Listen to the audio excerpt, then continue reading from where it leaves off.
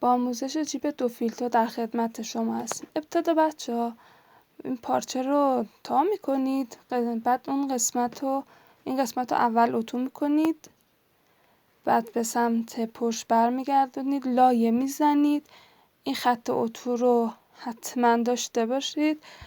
بعد به اندازه دهانه جیب علامت میزنید، 1 سانت به این سمت 1 سانت به این سمت رو علامت میزنید و این قسمت رو برش میزنید.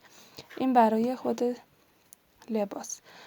بعد 2 عدد پارچه اندازه هم بچه میذارید رو هم دیگه و وسطش رو میدوزید، بعد اتو میزنید.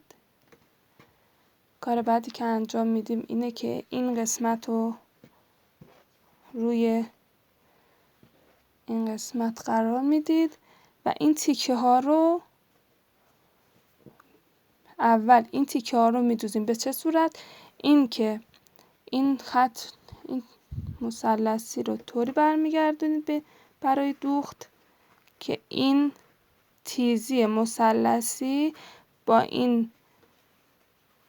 این خط توی راستا قرار بگیره و اون سمت هم همینطور. این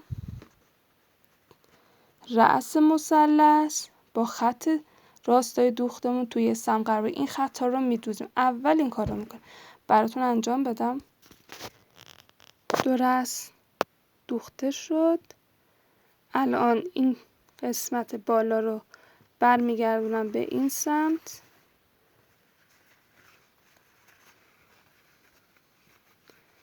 و این 2 قسمت رو میدوزم.